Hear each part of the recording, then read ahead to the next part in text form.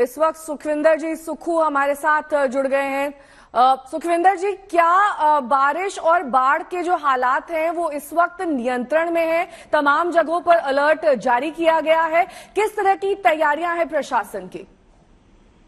देखिए, प्रशासन 2 दिन से रोज अलर्ट जारी कर रहा है।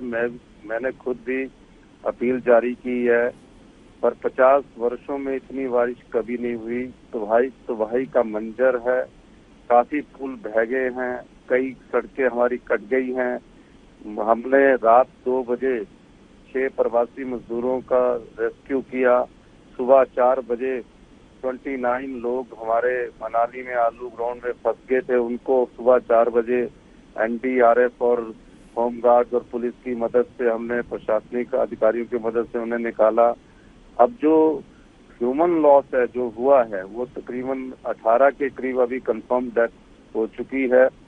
जो और तक हमने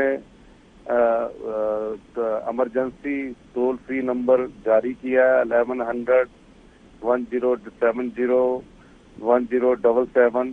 सब लोगों को हमने हिदायत दी है कि नदी नालों के किनारे ना जाए।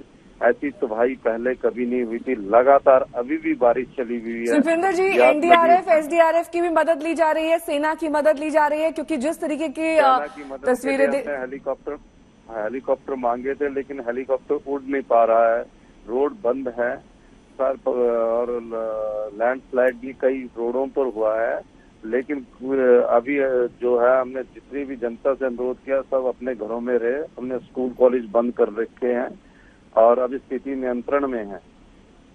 सुखविंदर जी, आपने खुद तमाम इलाकों में जाकर जायजा लिया होगा, स्थिति को समझा होगा। सबसे ज्यादा चुनौती कहां पर है और क्यों आ रही है? देखिए, कुल्लू में, डिस्ट्रिक्ट कुल्लू मनाली में हमारे पिछले कल से एक पावर प्रोजेक्ट पूरा डैमेज हो गया। वहाँ पूरी रात से बिजली नहीं है। जब आपदा आती है तो उस समय सबसे पहले ह्यूमन लॉस जो होता है उसको बचाना होता, तो हमने सबसे पहले कार्रवाई ह्यूमन लॉस की है। सब जगह बिजली को बहुत बड़ा नुकसान होता है, उनके पोल उखड़ जाते हैं, उसके लिए समय लगता है। हम कोशिश कर रहे हैं कि आज पूरा उनको बिजली उपलब्ध करवा दी जाए, पानी उपलब्ध करवा दिया जाए। और ऐसी तबाही कभी पहले नहीं हुई थी। तकरीबन 3000 करोड़ रुपए का हमें अभी जो अंदाजा है नुकसान हो चुका है। सभी सड़कें टूट चुकी है, पुल टूट चुके हैं, आवाजाही का भी जो साधन है वो कम हो चुके हैं। तो हर जगह लैंडस्लाइड हो रहा है। तो मैंने डीसी डिप्टी कमिश्नर से रात को हमारी 12 बजे भी बात हुई, अभी सुबह फिर बीसी है, क्योंकि यहाँ कनेक्टिविटी सिर्फ बीसी रहेगी, रोड के मार्ग भी अवरुद्ध है। तो कहीं जो भी हो सकता है, हम जैसे ही थोड़ा मौसम साफ होता है हम रोड खुलवाने की पूरी कोशिश कर रहे हैं। सुखविंदर जी, कुछ ऐसे इलाके भी होंगे जो पूरी तरीके से संपर्क से कट गए होंगे, वहां पर लोग फंसे होंगे, ऐसे कौन से वो इलाके चिन्हित किए गए? देखिए, हिमाचल के सभी डिस्ट्रिक्टों में अवरुद्ध तो हर जगह है, लैंडस्लाइड सब जगह है, लेकिन हमारी जनता जो है वो अभी सेफ है, सभी लोग सुरक्षित है। कोई ऐसे जान माल का बहुत बड़ा नुकसान होने की अभी आगे संभावना नहीं है। अगर आज भी 90% बारिश की संभावना है। जैसे ही मौसम साफ होता है सभी रास्तों को खोल दिया जाएगा। वेस्ट डिस्ट्रिक्ट हमारा कुल्लू मनाली है, जहां हमारी पानी की समस्या अभी आ गई है, और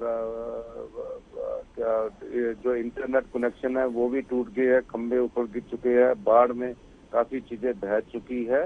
और शिमला में भी पानी के जो हमारे पंप हाउसेज है उसमें भी हमारा पानी घुस चुका है। वहाँ भी थोड़ा पेयजल का थोड़ा सा संकट आ रहा है, उसको भी हम रिस्टोर करने की कोशिश कर रहे हैं। ठीक है सर, बहुत बहुत शुक्रिया हमसे बातचीत करने के लिए और तमाम हालात के बारे में जानकारी देने के लिए। आप हिमाचल के सीएम को स्वयं सुन रहे थे, बता रहे थे किस तरीके से हिमाचल में इस वक्त हालात जो है बद से बदतर होते जा रहे हैं। मेरे सहयोगी आशुतोष मिश्रा इस वक्त तमाम जानकारी के साथ लगातार जुड़े हुए हैं मंडी से।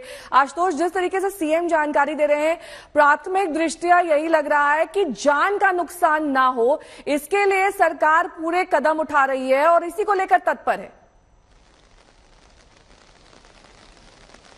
और एहतियात अगर न बरता गया होता तो ये संख्या कहीं ज्यादा होती थी। अब तक जो औपचारिक आंकड़ा है वो 18 का है, लेकिन संभवतः ये बढ़ भी सकता है। बीती रात तड़के सुबह भी ऑपरेशन चलाया गया और आपको बताऊं कि मंडी में आखिर हम उस तस्वीर का अंदाजा लगा सकते हैं कि कुल्लू मनाली में क्या हुआ होगा। कुल्लू मनाली का दरअसल रास्ता जो है सड़क मार्ग पूरी तरह से बाधित हो गया है और इसीलिए हेलीकॉप्टर की मदद मांगी गई कि वहां जितने लोग फंसे उन्हें वहां से इवैक्यूएट किया जाए। लेकिन इस मौसम में क्या हेलीकॉप्टर उड़ेगा अगर सड़क मार्ग से लोग जाने में कतरा रहे हैं। लेकिन हाँ, मंडी में देखिए ब्यास रिवर का अपना पूरा प्रकोप और लगातार जलस्तर हम देख रहे हैं कि फिर पिछले 1 घंटों में बढ़ा है। और ये है वो पंचवक्त मंदिर जिसकी चर्चा आप कर रहे थे, जिसकी रिपोर्ट हम यहाँ पर दिखा रहे थे। ये है वो पंचवक्त मंदिर जो पूरी तरह से एक आइलैंड क्षेत्र बन चुका है।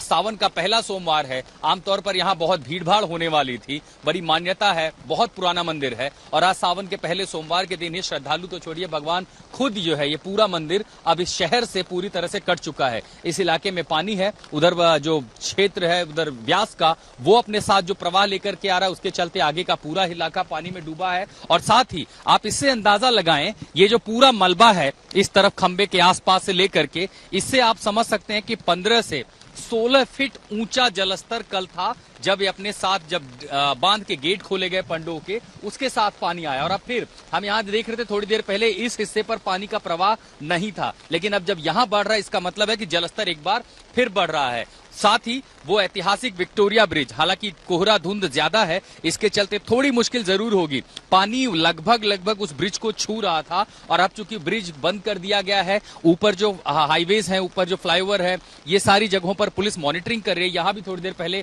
प्रशासन के लोग गश्त कर रहे हैं। कुल मिला के एहतियात के उपाय इसलिए थे कि लोग किनारों पर ना जाएं। हालांकि इक्का दुक्का लोग अभी भी हैं जो किसी न किसी तरीके से इन इलाकों पर पहुंच रहे हैं और इनसे ही अपील की जा रही है कि यहाँ मत आएं, क्योंकि पानी अगर अचानक से बढ़ता है, मान लीजिए कोई फ्लैश फ्लड है, क्लाउड बर्स्ट के जरिए नदी का स्तर बढ़ा, तब रेस्क्यू ऑपरेशन भी मुश्किल हो जाता है। और साथ ही इस तरह न जाने ऐसे कम से कम मंडी में ही नहीं, हाँ अकेले लगभग 7 ऐसे पुल हैं, लोहे के बड़े कंक्रीट पुल, जो इस नदी के प्रवाह में शिकार हो गए। जितने सारे पुल थे देखिए, इसके आगे हालांकि थोड़ा खतरनाक है जाना। यहां से आप देखिए जितने बड़े बड़े स्ट्रक्चर थे सब तिनके की तरह जो है बह गए पानी के साथ। और अभी भी चूंकि बरसात लगातार चल रही है, पहाड़ी इलाकों से जब पानी फिर नीचे नदियों में उतरेगा, पहाड़ी नाले और गंभीर होंगे, तब वो खतरा बरकरार होगा। अब यहां से आगे लेकर के कांगड़ा तक का पूरा हिस्सा, वहां कुल्लू मनाली और उसके साथ मंडी, ये जो पूरा क्षेत्र है ये इस त्रासदी का लगभग एपी सेंटर है। लोगों को याद आ रहा है 1995, क्योंकि ऐसी तस्वीर एक बार 1995 में मंडी में देखी गई थी।